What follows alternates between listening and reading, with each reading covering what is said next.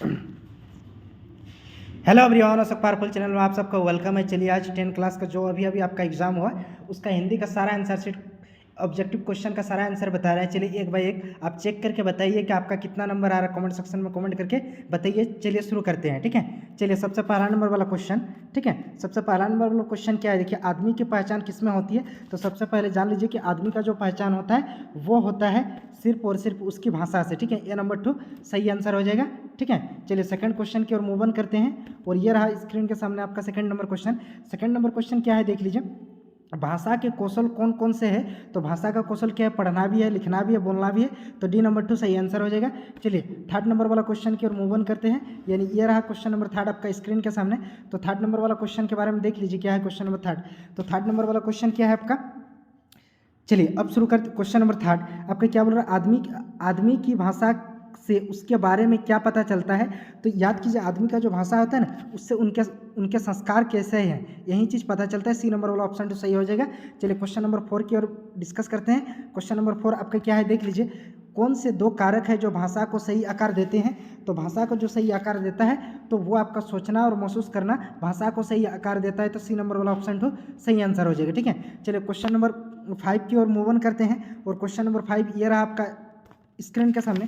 Question number 5 आपका क्या है देख लीजिए कि कलम और तलवार क्रमशः किसके प्रतीक है। तो ऊंचे भाव और शक्ति का पहचान है, इसलिए सी नंबर 2 सही आंसर हो जाएगा 5 का। क्वेश्चन नंबर 6 की ओर मूव ऑन करते हैं। चलिए क्वेश्चन नंबर 6 ये रहा आपका स्क्रीन के सामने, देख लीजिए। क्वेश्चन नंबर 6 का अगर बात करेंगे तो देख लीजिए क्वेश्चन नंबर 6 आपका क्या है। क्वेश्चन नंबर 6 आपसे पूछा जा रहा है देश की सबसे बड़ी शक्ति क्या है। तो देश की सबसे बड़ी शक्ति याद कीजिए वो कलम है। ए नंबर 2 सही आंसर हो जाएगा। क्वेश्चन नंबर 7 अगर बात करेंगे तो क्वेश्चन नंबर 7 आपका क्या है देख लीजिए। हिंसा जीवों से बचने के लिए क्या करना चाहिए। तो हमेशा देख लीजिए क्वेश्चन नंबर 7 का अगर बात करेंगे तो तलवार, ए नंबर 2 सही आंसर हो जाएगा। क्वेश्चन नंबर 8 के बारे में बात करेंगे तो क्वेश्चन नंबर 8 ये रहा आपका स्क्रीन के सामने। क्वेश्चन नंबर 8 क्या है देखिए, कलम किसके जलते अंगेरे पैदा करती है। तो इसका करेक्ट आंसर हो जाएगा विचारों के। तो बी नंबर 2 सही आंसर हो जाएगा। क्वेश्चन नंबर 9 का अगर बात करेंगे तो क्वेश्चन नंबर 9 क्या है देख लीजिए कि पक्षी आकाश में उड़ रहे हैं, निम्न में से कौन सा वाक्य है, ठीक है। तो आपका सकर्मक वाक्य है, तो ए नंबर 2 आपका सही आंसर हो जाएगा, ठीक है। चलिए क्वेश्चन नंबर 10 की ओर मूव ऑन करते हैं। ये रहा क्वेश्चन नंबर 10 आपका स्क्रीन के सामने, देख लीजिए। ये रहा क्वेश्चन नंबर 10 आपका स्क्रीन के सामने। चलिए अब ये रहा क्वेश्चन नंबर 10 आपका स्क्रीन के सामने। चलिए इसको थोड़ा सा मिटा लेते हैं, रब कर लेते हैं, इसको फिक्स कर लेते हैं। रुकिए थोड़ा सा इसको मिटा दिए, ठीक है। चलिए क्वेश्चन नंबर 10 क्या है देखिए, कौन सा वाक्य सकर्मक क्रिया का उदाहरण है। तो क्वेश्चन नंबर 10 का अगर बात करेंगे तो ए नंबर 2 सही आंसर हो जाएगा। आपका सौरभ ने पुस्तक खरीदी, ए नंबर 2 सही आंसर हो जाएगा, इसलिए A option is a correct answer इसका, ठीक है। चलिए क्वेश्चन नंबर 11 के बारे में देखते हैं और क्वेश्चन नंबर 11 ये रहा आपका स्क्रीन के सामने, देख लीजिए। क्वेश्चन नंबर 11 क्या है, रचना के आधार पर वाक्य के कितने भेद होते हैं। तो याद रखिएगा रचना के आधार पर अगर बात करेंगे तो 3 भाग होता है, यानी आपका 11 का बी नंबर 2 सही आंसर हो जाएगा। चलिए 12 नंबर क्वेश्चन की ओर देखते हैं और 12 नंबर क्वेश्चन ये रहा आपका स्क्रीन के सामने, देख लीजिए। और 12 नंबर क्वेश्चन आपका क्या पूछा जा रहा है देख लीजिए कि मेरी इच्छा है कि मैं सबकी सेवा करूं, यह कौन सा वाक्य है। तो अगर इसका बात करेंगे तो 12 नंबर क्वेश्चन का आपका मिश्रित वाक्य है, सी नंबर 2 सही आंसर हो जाएगा। चलिए क्वेश्चन नंबर 13 की ओर मूव ऑन करते हैं और ये रहा क्वेश्चन नंबर 13 आपका, यदि तुम परीक्षा में सफल होना चाहते हो तो परिश्रम करो, के लिए परिश्रम करो। इसीलिए 13 नंबर का के लिए तो सही नहीं होगा, तो परिश्रम करो। तो इसका सही आंसर हो जाएगा डी नंबर 2, इसलिए डी आपका सही आंसर हो जाएगा, ठीक है। चलिए क्वेश्चन नंबर 14 की ओर मूव ऑन करते हैं और ये रहा क्वेश्चन नंबर 14 आपका, देख लीजिए। क्वेश्चन नंबर 14 का अगर बात करेंगे तो क्वेश्चन नंबर 14 देख लीजिए। अवधि का एक अर्थ होता है कि सीमा और दूसरा, देखिए अवधि का जो अर्थ होता है सीमा और दूसरा, मतलब बी नंबर अगर 14 का देखेंगे तो बी नंबर 2 सही आंसर हो जाएगा समय, ठीक है। 15 नंबर वाला क्वेश्चन देख लीजिए आपका स्क्रीन के सामने है। 15 नंबर वाला क्वेश्चन क्या है देख लीजिए, निम्न में से कौन कर्मवाच्य का उदाहरण है। तो 15 नंबर का अगर बात करेंगे तो डी नंबर 2 सही हो जाएगा, लड़के द्वारा पत्र लिखा जा रहा है, ये आपका डी नंबर 2 सही आंसर हो जाएगा, ठीक है। 15 का जो करेक्ट आंसर हो जाएगा डी नंबर 2 हो जाएगा।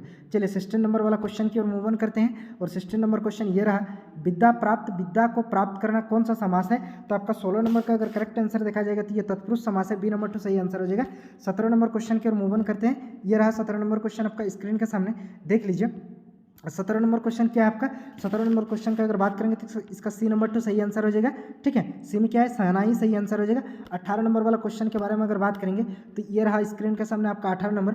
निम्न में से सुशील वाद्य कौन है? तो सुशील वाद्य कौन है? तो 18 नंबर का आपका सी नंबर 2 सही आंसर हो जाएगा बंसी। ठीक है, ये सी नंबर 2 आपका 18 का सही आंसर हो जाएगा। ठीक है, चलिए क्वेश्चन नंबर 19 की ओर मूव ऑन करते हैं। यानी क्वेश्चन नंबर 19 ये रहा आपका स्क्रीन के सामने और देख लीजिए क्वेश्चन नंबर 19 आपका क्या है?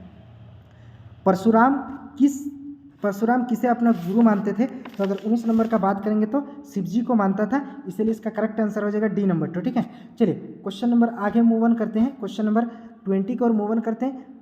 20 नंबर क्या है? परशुराम के सिर पर अभी भी किसका ऋण शेष है? तो अगर 20 नंबर का बात करेंगे तो 20 नंबर का सही आंसर हो जाएगा गुरु का।